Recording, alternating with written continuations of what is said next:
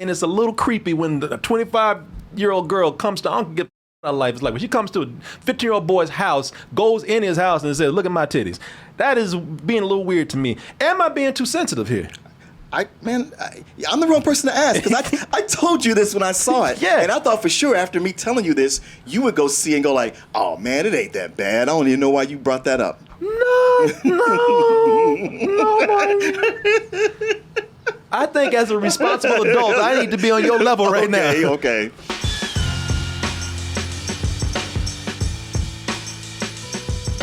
Hey everyone, Double Toasted Live is headed to Florida for 2 back-to-back shows. Gonna be in Miami Thursday, January 20th, and then in Orlando, Friday, January 21st. Get your tickets now by going to x1entertainment.com. Super VIP and VIP tickets available right now. And when you do go to get your tickets, we have a very special discount for you for a limited time only. Type in the code DT2022 when you go to x1entertainment.com and get 15% off your ticket price. Also, check out our new merch store at tpublic.com. We have new merch and new designs available right now with many more on the way. Check them out by clicking the link in the description below. I told y'all I'm trying to catch up on some of these movies that I have missed, especially if they're movies that they're talking about going to be big contenders at the Oscars. And this one right here is a good one because this one's getting an early start by causing a lot of talk on its own outside of the Oscars. This movie's generating a lot of controversy. And we're talking about Licorice Pizza right here. Now, this movie here, this is a coming-of-age story, I guess you could say. But it's not just any coming-of-age story. Because, many coming-of-age stories, they're written by adults, often reminiscing about their own past, about their own childhood experiences. Sometimes they'll even come in and narrate the whole thing. This right here, this is different because this is like a coming of age story about a 15-year-old written by a 15-year-old. And what I mean by that, I ain't saying that it sounds immature. I'm just saying it sounds like a 15-year-old trying to impress people by lying his ass off. Man, this chick was 25. She's into me the whole time, man. Because I have, I got 3 businesses, right? She thought that was kind of hot. I also act, man. I'm a little actor. You might have seen me in some things. Sound like a kid who just lying his ass. Mother, act bitch ain't into you. Stop lying. Man, shit, older chicks dig me, man. Yeah, I'm 15. That chick 25, man. She couldn't keep her eyes off me, man. Shit, I don't know, man. It's just something I got. I'm just a little mature for my age. It sounds like a 15-year-old it's line. the fame, that's what does it. Yeah. I do a little something out there. And the chicks dig it. Stop, and you just looking at your little ass. Stop lying. If you don't stop lying, I'm gonna kick your little ass right now. Apparently, with this story right here, everything that is said is somewhat true, or at least has its roots in some truths of someone's past out there, and that person is, and you probably read on this, Martin, there's a guy named Gary Goetzman. Yeah, I did read that. Gary Goetzman. Now he's a writer and he's a producer, and he's also producing partners with Tom Hanks. I think he started like a theater with him. And he's also a friend and mentor of the director, Paul Thomas Anderson. And I think when, and let me see if I can find a picture of this guy. I thought I had one. Didn't you just show one? No, I didn't pull one up when he was actually 15? A little 15-year-old line, mother. Let me see. Because I don't buy. Look. No disrespect to this man. He might be cool as hell right now. I'm sure he's powerful. Obviously, he's rich. But I'm calling bullshit on all these stories that he told Paul Thomas Anderson.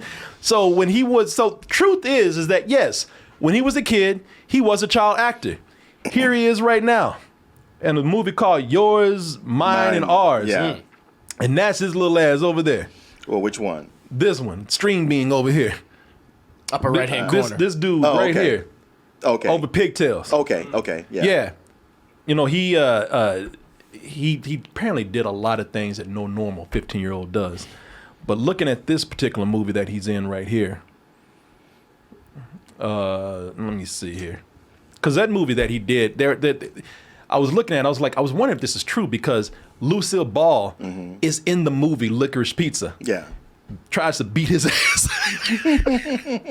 And he was in a movie with Lucille Ball. I didn't know that this movie, Yours, Mine, and Ours, actually had Lucille Ball. Yeah. Yeah, where she... Yeah, I couldn't put my finger on the movie that they were, it was supposed to be in this movie. But yeah, I do remember such a thing existed. Yeah, apparently it's Henry Fonda and her. They play two people who don't believe in contraception. He has 10 kids, she has 8. Yeah. Apparently she keeps having babies because she keeps getting f***ed up and drinking. I'm sorry. I'm sorry. I'm sorry. I don't know what's wrong with me. What a terrible thing to do. You f***ed up, that's what's wrong with you. What are you talking about? Christ. My uterus is falling out. Even Henry Fonda's like, what the f*** is wrong with you? Get away from me.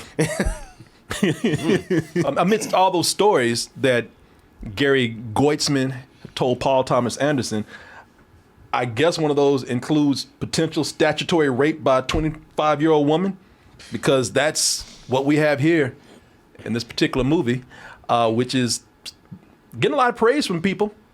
With the plot here, to just give you a little more context, because it's not like, some woman just went to a high school and just ran down the first 15-year-old that she saw. Close, but not exactly that. It is like it's not like she's chasing him.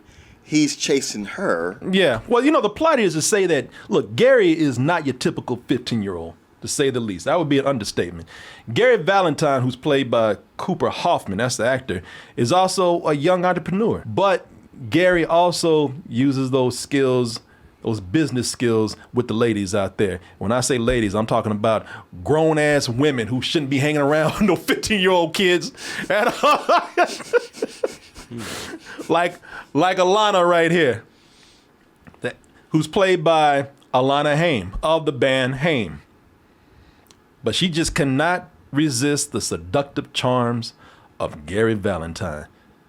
But hey, don't hate the player, hate the game. I ain't trying to hate on Gary. Hey, Gary got it. Hey, man, she breaking the law, not you. But let's go ahead and take a look at this trailer for what a lot of people are saying is going to be an Oscar contender. Well, I don't know if it's going to win, but they say it's going to be a big Oscar contender this year, and that is Licorice Pizza. We'll watch the trailer for this, and we will be right back to give our review after this. God awful small affair. Do you really want to see my boobs? See, I don't know what to think right now. I feel like I feel like I should turn myself in. Like, you could have prevented her from pulling her titties out. No, you were rooting for this. And if you was him, you wouldn't go, no. Oh, hell no, if I was him, yeah, but I wouldn't be going to jail. Shit, when the police showed up, I'd be like, man, I'm a victim here. She came over here. Man, them titties came over here. I wasn't looking for them. Them nipples were knocking on the door. I didn't want them, man. I'm just a child, officer. Can I touch them? See you tomorrow. Well, what you bring them over here for then? Yeah, that question was not out of the realm of possibility. I mean, it seemed like within decorum to ask. At least he asked. You delivered titties to my door, told me to go into a secluded room, told me to shut the door, and then you gonna pull them out and get mad when I say, can I touch them? Yeah, can I touch him? How dare you? You can touch this shit, bitch. I'm confused here. Police? She tried to rape me. She came over here and pulled her titties out. Fix her ass. I am but a child.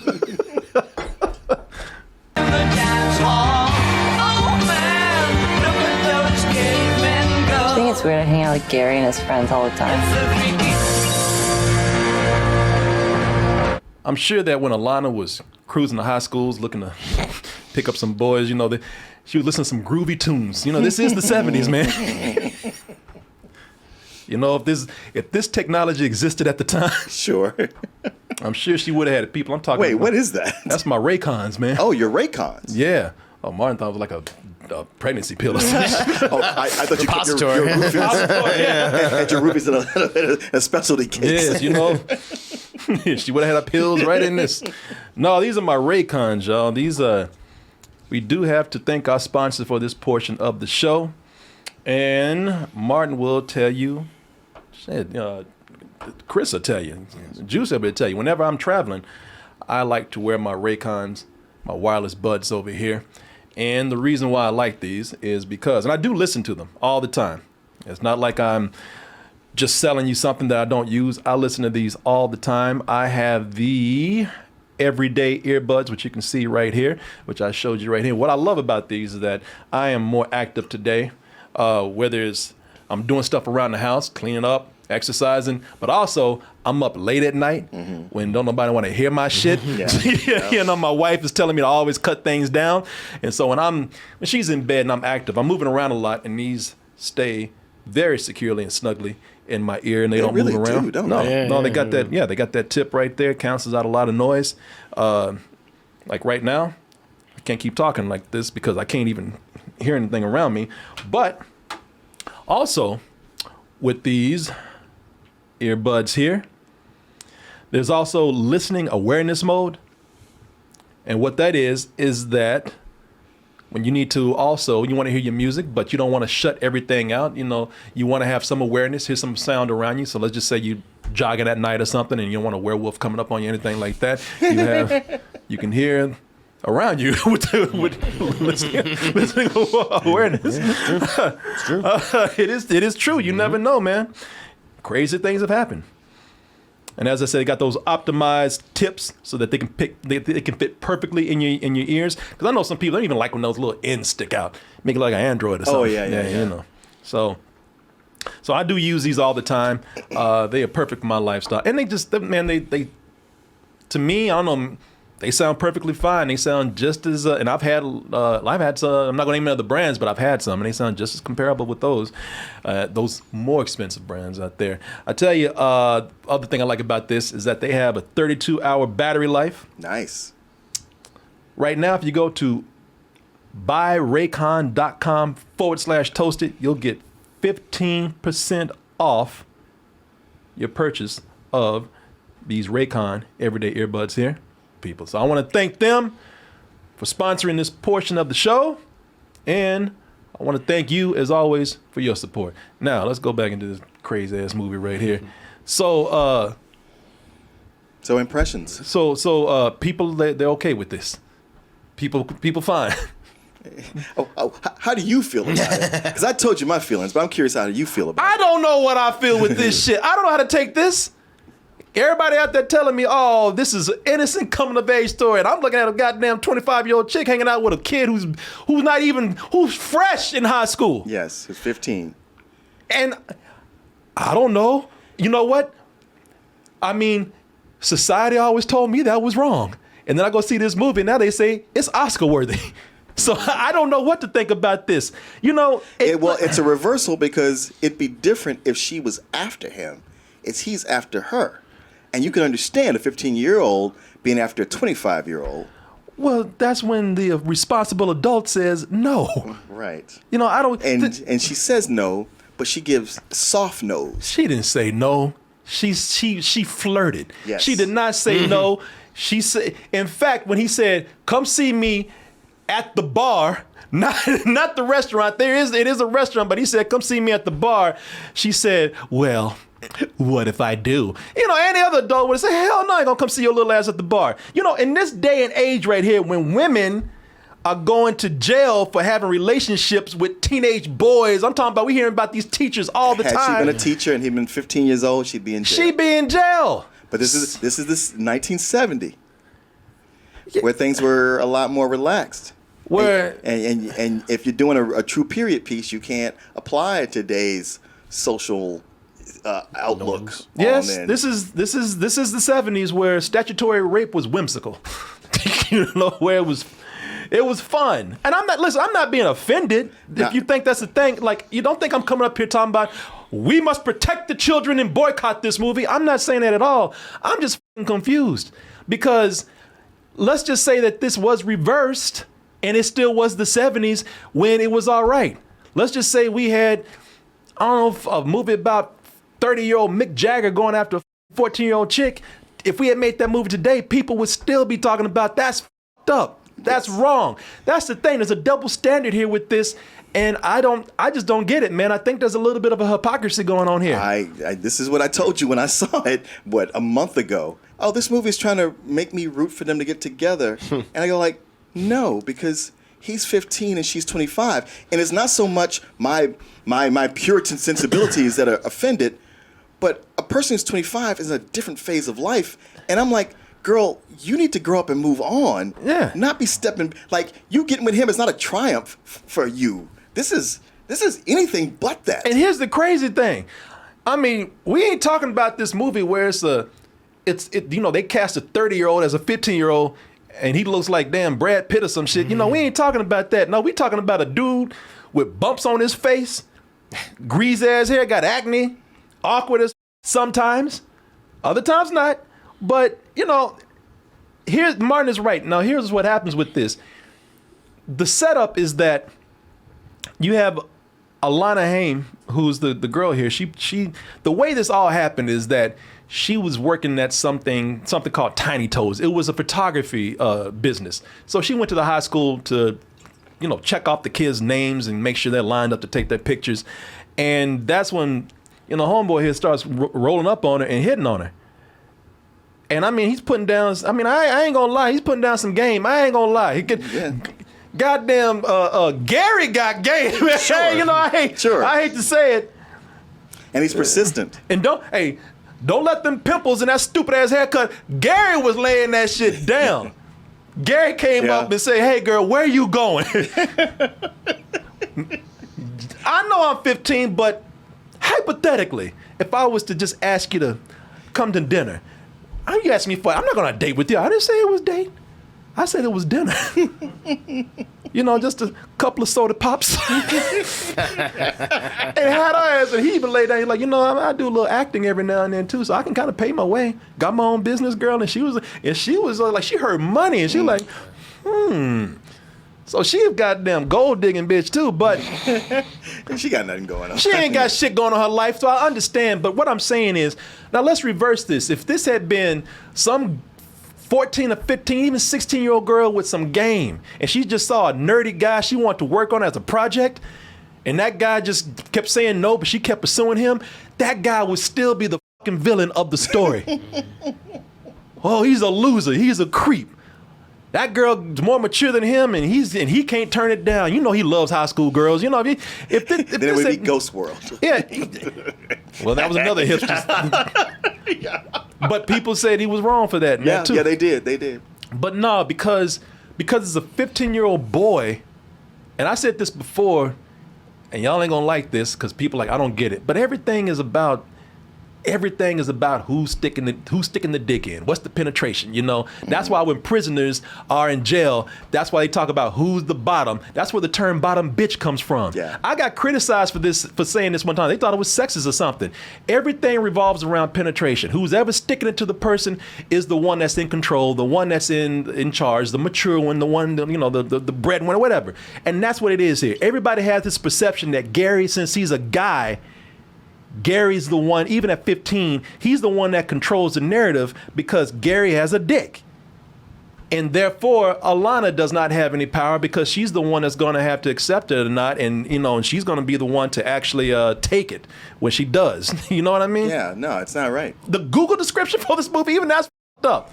Even they can't wrap their minds around this. They're trying to make it sound like it's cool. It's tiny here, but I can read it for you. Now, here's what it says about them. Alana and Gary grow up, run around, and fall in love in California in the San Fernando Valley in the 70s. Grow up? She's grown. She's grown. She's a grown-ass woman. Yeah. Now, here's my stance, because I know people are going to, try to devil's advocate this shit, and that's when you just say, I don't give a f*** you think, I got to take a stance here. I'm weirded out by this film. It's f***ing weird. All right, you know, it's weird. Yeah. And well, it's weird in the it trying to get you to accept it and just like, oh, don't worry about that. Just go with the film. You're like, hold on before I go forward. I feel like I need to address this right here. And it's a little creepy when a 25-year-old girl comes to Uncle get out of life. It's like when she comes to a 15-year-old boy's house, goes in his house and says, "Look at my titties." That is being a little weird to me. Am I being too sensitive here? I'm the wrong person to ask because I told you this when I saw it. Yeah. And I thought for sure after me telling you this, you would go see and go like, "Oh man, it ain't that bad. I don't even know why you brought that up." No. I think as a responsible adult, I need to be on your level right now. Okay. Because I'm like I say, I'm willing to go like, hey, this different time period, I can accept that this is how it was. Because there's something else in this movie on equal footing, if not worse than this, where I was like, is everybody just gonna just act like this ain't nothing? It's nothing. Yeah, everybody just blowing Do you know off. what I'm talking about?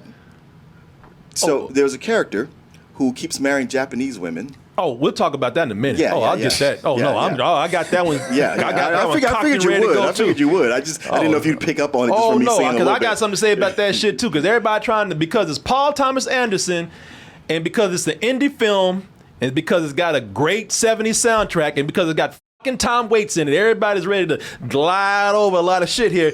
And this movie's a little bit of a problem. Now, the thing is with this movie is it gets even crazier and creepier because this fucking chick, she's the whole thing started when she was at the high school. Right. You know, it's weird, man. She met this kid in a high school and agrees afterwards to meet him at a bar. And the 15-year-old is not a senior. And he's 15, he's a freshman. And then the whole other weird thing with this is that when she gets to the bar/restaurant, she's looking at him and she's telling him, "Stop being a creep. Bitch, you the adult that agreed to meet a 15-year-old. Yeah. What the hell?" And now I understand some of this. Don't think I'm just harping on this because I do understand where some of this is coming from. But the thing that's weird with this is that they're trying to make this seem okay. And you said it in one way, Martin, how they're trying to make this seem okay. But there's other ways that they're doing this.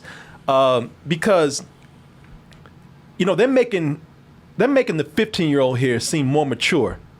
You know, he's open. I don't even know how this shit happened. That's why I'm calling bullshit on this, because he's opening businesses. Mm-hmm. You know, he's it's almost like a Charlie Brown thing. His parents are hardly ever around. Right. I mean, you do see his mom some every now and then. But the freedom he has. I mean, to explain like, oh, he's an actor. He made some money. But he is running things in the family and doing all kinds of stuff where you're like, all right, being that you have money, maybe you're rich, but you are a 15-year-old without a parent actively guiding things. Yeah. I mean, and part of me goes like with this whole movie, I was like, maybe it's a San Fernando Valley thing, but that makes it so specific that it's hard for me to attach myself to it. Listen, I'm not going to justify and wrap my head around, try to find some excuses for why I should like approve of a movie where grown-ass woman is,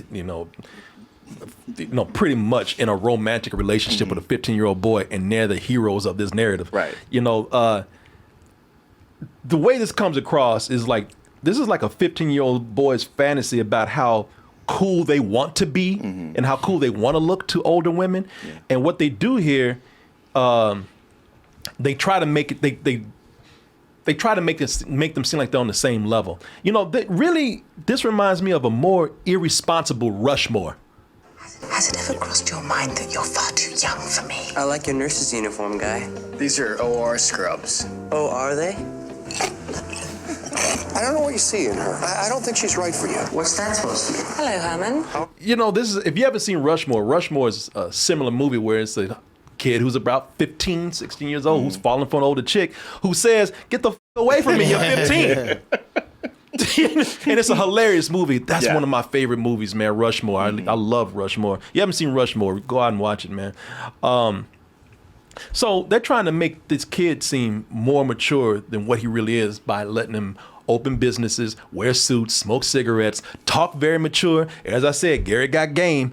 On the flip side, Alana is shown as a woman who can't get her shit together. Right. She's at this stage of arrested development in her life.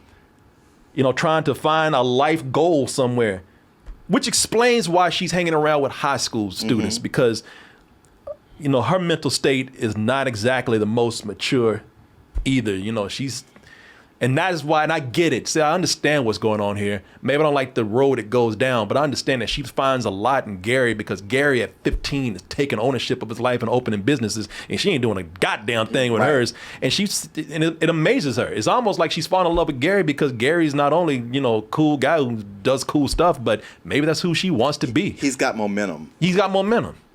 What are your plans? I don't know. You're an actress. You should be an actress. Look, he already talking like somebody's gonna have her clothes off by the end of the night. Let's go back to my place, take some photo shoots. Just the innocent stuff. Just a few headshots. I mean, but if you really want to get somewhere, put them titties back out. But the thing is, Gary, he is sincere. He doesn't have an ulterior motive. I know you can say his ulterior motive is just get our clothes off. Yeah, exactly. But he's kind of upfront about that. Yeah. Looking like a young soprano. What's his name? Tony. Tony. Looking James like a young Tony Gandolfini. soprano. Yeah, they should have cast him instead of his son. Well, he's the son of Philip Seymour Hoffman. Oh, is he? Yeah. Oh, wow, I didn't shit. know. I see that. Yeah. Oh, wow. I get that she is very immature. Her life is not together, and that's why she really is fascinated by Gary. And honestly, anybody would be fascinated by Gary if these stories were true. Right? Which I don't believe. Shit, I probably Gary. Shit, if he was telling the truth, goddamn, this kid is cool. But it also seems like they're trying to visually make it less uncomfortable when you see her and Gary together. Like, it doesn't sit well with me that they almost like they're trying to justify it, because when she's with Gary, she's so ditzy sometimes and so lost in life that she seems like a teenager too. She does, because even when she tries to hook up with somebody older, it really shows how young she is. Right. No, great point. Yeah, and it seems like I think visually they're trying to like make the optics more accessible so we don't seem so weirded out.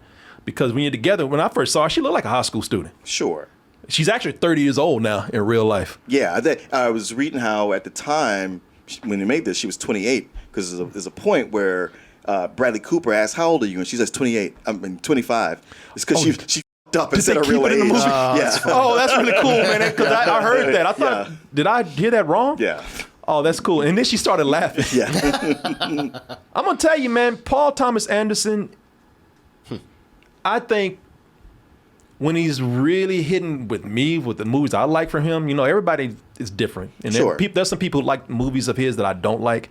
But when he's really hitting with me, man, I think he's an amazing director. I think he's an awesome director. Yeah, no, he's a very talented and skilled director. It's just he's also a critic's darling. Yeah. So no matter what he does, the critic's going to fall over themselves or make excuses or turn a blind eye to things Yeah. or see something that's wrong and somehow spin it in a different way. Yeah. If you look at critic scores, through the roof. Yeah. Audience scores, somewhere in the middle. Yeah, exactly. With this movie, I have to say that it's too bad that I'm seeing these things that are kind of making me uncomfortable, because this is right up there in parts for me. And when I say in parts, I'm talking about the parts with their romance. Because the rest of the movie, if that had gone a different way, or maybe that wasn't there, this would be right up there with Boogie Nights for me. Mm-hmm. Because it's that kind of storytelling with Boogie Nights. There's a lot of great moments that happen in the movie because the storytelling, it's that kind of movie where life just happens. Sure. We go where life takes us, right. Which is great, because with a really awesome Paul Thomas Anderson movie, you don't know where the movie's going. It's unpredictable as hell, man. Well, and this one had that feature of not knowing where it was going. Yeah, this movie right here, I had no way of predicting where this would go. And that was brilliant, man. I was really impressed with the way he took small characters and just for a moment, it was their story. Yeah. We were kind of still on the side, but it was their story. And I thought, like, you know what? A lot of the directors don't know how to do that. Paul Thomas Anderson, he knows how to do that. I've seen him do that consistently, even with movies I don't like. Mm-hmm. I've seen him do that a lot. He can create some great moments, man, but that shit don't always work. Sometimes sometimes his movies will just babble. They ain't saying shit. They ain't going nowhere. This is almost legendary, Martin and I. We watched this movie. We didn't even know. We watched Inherent Vice twice to see if there's something we missed. Right. Because we were trying to be like the smart critics out there. Yeah, they all and I love finally it. got to the end. I said, this movie, It took me 3 tries, and I finally got to the end of it, and I was just like, wow. When I got to the end, I was like, why did I even do that? I should have quit while I was ahead. I remember, man, we was still shooting the show at the old condo in the room, and I watched this shit twice. I remember trying to cram it before you got to the house, and I said, I do not know what the is happening, and I watched it twice. And I started reading the book, and I was getting into it because trying to watch the movie, I was falling asleep. I was like, this is going nowhere. All right, I started reading the book. I was like, oh, okay, this is actually getting good. I understand it now. So I'm gonna stop and then pick back up at the movie, and it just went back to like.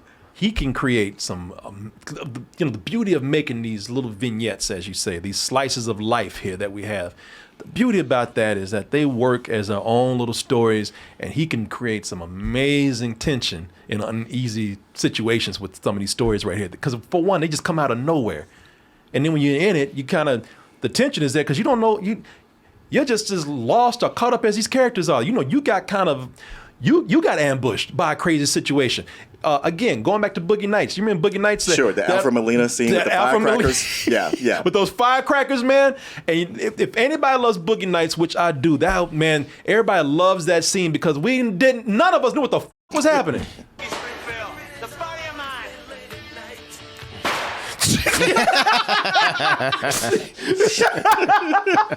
Man, he thought he got shot. John C. Reilly, shit.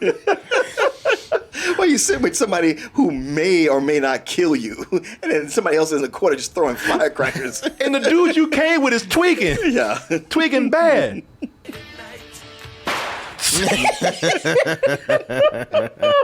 Oh, I love that scene, man. Love that scene, man. He does that here. Yeah. He does that with Bradley Cooper, man. Bradley Cooper, he plays John Peters. John Peters is a crazy story in itself. John Peters is a producer. They call him a super producer. Didn't he produce the Batman 89? Batman, yeah, 89. That's him. Dude, this dude was a hairdresser who somehow got into Hollywood, first of all, by dating Barbara Streisand. There's even a movie about him called Shampoo. That's about him? I think that's about him. Okay, that makes sense because Warren Beatty has that haircut in that movie, and he's wearing all white. That's him. Okay. And if you want to know even more about John Peters, he was the crazy motherfucker that Kevin Smith was talking about. Yep. About the dude who had this hard on for John Spiders. Oh, yeah, right. If you haven't heard that story, listen to it. It's a story about this producer that Kevin Smith went to go see because he was writing Superman, and this coked out producer was insistent on having a spider in his movie, a giant spider that would fight Superman. And Kevin Smith was like, this makes no sense. And he just walked away because he got really weirded out. Later on in life, he went to go watch Wild Wild West, produced by John Peters, and he said at the end, John fucking Spider. He's like, wow, this guy's insane. Kevin Smith that was one of the most amazing and brilliant stories I've ever heard. It's a great piece of stand-up too. You should go listen to it. But it was that guy. And so the funny thing here is that Paul Thomas Anderson went to John Peters and said, I want to make a crazier version of you. And I'm like, how fucking crazy does it have to be? Because he's already insane. Right. But the guy's so crazy, he said, Do it. He said, just leave a certain line that I think is funny in there. And that was it. And Bradley Cooper, he's that crazy moment in this movie where it's like, what the hell is happening, man? And who is this guy? He plays out, and it's just amazing that this producer let him do it because he makes him look insane. Yeah, supposedly he loved it. Did he? Yeah. Well, it's cool because it's a great moment in the movie. It comes from a story about Gary Goetz, the real Goetzman, who told a real story. Said, you know what? As a kid, I delivered a waterbed to this crazy, coked out producer who threatened me and got in my face and said he would kill my family, and he said and kept bragging about his girlfriend. Streisand. Barbara Streisand. Barbara Streisand. Which one's in charge? Are you in charge? Yeah, I'm in charge. May I just do this for a second? That is great, and that whole scene right here leads up to even a better scene of suspense and tension. Where, man, that's there. And I'm not going to spoil anything for you, but there's a truck driving scene that's done backwards. It's the best scene in the movie. Oh, that shit had me on edge, man. Yeah. I was breathing hard like I was in that truck. Me and my wife, she was watching, because me and I went to go stay, and she's like, why you breathing so hard? I was like, we about to crash. How come you ain't worried? And it was going backwards, man. I kept looking behind just to make sure we weren't hitting nothing. Oh my God, that scene is great. Mm-hmm. I love that scene, man. One of the best scenes I've seen in movies this year. I gotta say, though, Bradley Cooper was a little bit over the top for me. You know what? I think the director gave him too many crazy scenes. Oh, yeah. I don't even think it was him. Like all this setup here and leading to the truck thing. Yeah. I loved, but then he just kept coming back, and I was like, and it became a joke. It became a joke. Yeah, yeah, it became kind of running joke. And that it was based on a real guy. I was like, so what are we doing here? Well, he created a comical, over-the-top, crazy-ass, insane version of him and didn't know what to do with it, didn't have any real place for it to go. Yeah. You know, there's a scene, there's a couple of parts where we could have left this character behind. Mm. Yeah, I see what you're saying. I love the character, but I do see where we didn't have to take it this far. Right, because when you go through all this, it's a fun scene. And you're right. It puts you on edge and all. But in the grand scheme of the story that's being told, if it wasn't there, it wouldn't affect the narrative. Don't make me sound like I'm hating on the actors because of what they're playing or the story that they're telling. I mean, I think they're all really great. No, to me, my favorite thing about this is just the fact that it got. I'm sorry, what's the actor who plays Cooper? The fact that he looks like a teenager. Yeah, the fact he looks like a teenager and Alana Haim, but both of them, they don't look like movie stars. No. Like it's his first acting gig. She was a singer. This part was written specifically for her. Mm. And so they come across as genuine people, not Hollywood glamorous actors. They are not traditionally, the beautiful people. I mean, they are so up on this boy's face, and I don't know if they put them pimples there. They just told, I don't know if they rubbed his face in Crisco or whatever, but he got, those pimples are big on the screen. I almost went up there and tried to pop them on the motherfucker, man. You're right, because they don't glamorize him at all. I mean, you look at her, she's very skinny, but just in a normal person way. Her teeth aren't straight. No, they're not. They keep talking about how she got a Jewish nose. But they are endearing as they go, and that's my favorite thing about them. I actually really love Sean Penn in this, man. Sean Penn was able to. He seemed like a classic 50s, 60s star in this. I mean, he had it down. Yeah. Who was really believing his own bullshit. Yeah. with other people backing him up. I even like Tom Waits, man. Don't think because I'm talking about Tom Waits. No. He was good too. He was really great. But I tell you, I really am impressed with Alana Haim. A lot of people might know this, especially if you're a younger person in music. She's part of the band Haim, and her sisters are featured in the movie. And just know that I want you back. Apparently they're rolling on Molly too. Walking down the street, making hand gestures, feeling shit. Yeah, she's the main star, but her sister's in the movie too, and all good. Yeah, the dad too. Yeah, I didn't know that. Yeah, that's her dad. Yeah, apparently the Paul Thomas Anderson is friends with the family. Fucking nepotism, yeah. And but if she wants to act, she's got a career in acting, man. She's very good. Everybody's good in this, man. Yeah. Everybody's really holding on in this film, and it's a very character-driven film, and it's a very actor-driven film. So these scenes go on a while with these actors delivering their dialogue. So yeah, it was. It's cool, man. I don't. This is why it's frustrating to me. Another controversy in the movie, and we don't have a clip of it, but it was funny listening to the response in the theater. If you have read anything on this movie, you probably read about how a lot of Asian people, and they even have organizations that are just pissed about this movie.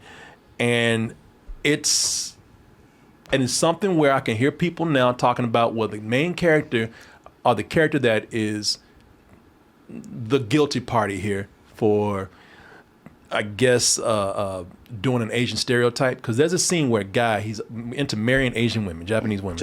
And what he does is his whole thing is to translate for them, but not actually talk Japanese. His whole thing is to say, what do you think? And when I saw the movie, some people like, ooh, some people like this is kind of weird, and I can understand people saying, well, that character is supposed to look like an idiot, Yeah. or it's so quick, it's just not a main part of the movie. But my problem with it is, the movie could have done without it. It didn't need to be there. Once again, it's one of those things because this movie's full of vignettes, and it's one of those where if this was cut out of the movie, you wouldn't know. It's not pertinent to anything. And it's John Michael Higgins, who is a comedic actor. Yeah. Like seeing him and stuff. But watching him do this, it feels like, man, this is a throwback to what might have been some 70s comedy. And Paul Thomas Anderson has defended this, saying like, well, I'm not going to whitewash this by today's standard because this would have been something they would have done back then. But you're like, I question that. But they also... They do it once and it's quick, but then they come back to it and do it again. Yeah. And that's when you're like, okay, goddamn it. You think this is funny. Yeah, that's what he's doing. Yeah, you think this is funny. It's like, you put it in here because you think this shit is funny. One, as I said, the joke doesn't really need to be there. It lends itself to nothing except for kind of a cheap joke that's really not that funny. Yeah. The other thing is, okay, you might be trying to say this character's an idiot, but there are no real people of color in here, no other Asians except to be the target of that joke. So you are still using them. Mm-hmm. You're still using them as a setup to a joke. You still, it's still offensive in that sense. There's not enough of a trade-off. There's no other people of color in there. There's no other Asians in there to balance it off. You just have you have an Asian in there just to be a target so you can fire off a stupid joke. Two. That's right. Two Asians in there. And it's like, man, I'm not sitting up here saying don't watch the movie. I think there's a lot of brilliant stuff in this movie, but this film for that, man. Yeah, don't give it a pass. No, I would love to give this movie a big full price and say, yeah, one of the best of the year. But by subject matter, I don't think this is cool. But controversy aside, again, to show you that I'm trying to be fair with this, I don't think it's a movie that deserves Best Picture because, first of all, I don't think you need to reward something that has this subject matter and you're you're trying to romanticize it. It's fucking weird, man. It's creepy. But there's and that, we already said we had to say about that joke. But, there's a lot of enjoyable things in here. There's a lot of things that I really have to say that are brilliantly directed, brilliantly told. This is a low matinee. I just did not feel right sitting in there. It was weird to me. And I ain't trying to be one of these people who's trying to, again, protest myself because I'm trying to defend, victims of pedophilia. I'm not doing it. I'm just telling you, it just doesn't sit right with you. It's what doesn't sit right with me is, again, the hypocrisy that would go behind this too. Anyway, yeah, but I do like it. For all the good filmmaking that's going on and the great performances by everybody in it, I found the movie to be just kind of forgettable. It was like, this really had no impact on me. The idea that it's talked about for Best of the Year or Oscars, I'm like, this is all because of who directed it. Mm-hmm. That name is on it, so there's almost an obligation to we have to laud this up. And I was like, hey, I liked it better than Inherent Vice, with the controversy also, or controversies that make it give me a little bit of a sour taste in my mouth. So for me, it ends up being kind of a high rental. I'm at odds with this, man, because like I said, it has some of the best directed stuff in here that I've seen this year.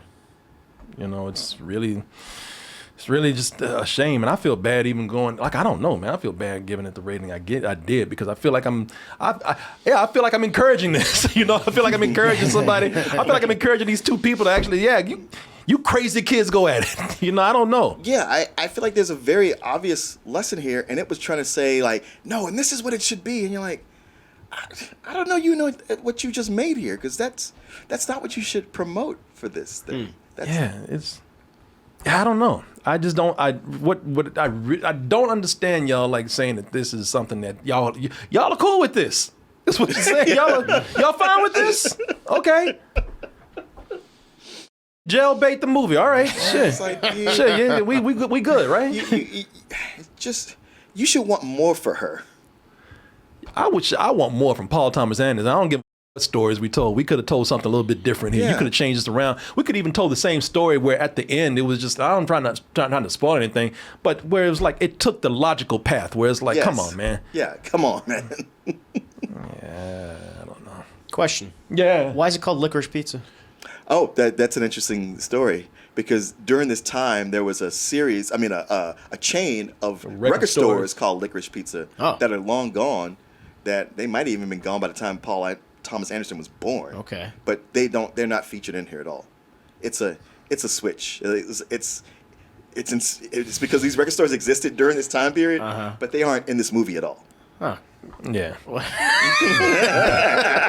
That sounds like something Paul Thomas Anderson would do. He said that it made him feel like, those Licorice Pizza records, it made him feel like really related to the 70s. Right, I get that. Yeah, there's no licorice pizza ever served in here. There's no record store or anything. It's just weird because the title should reference something probably from the movie. Exactly. So. Like Double Toasted. All right, fair enough.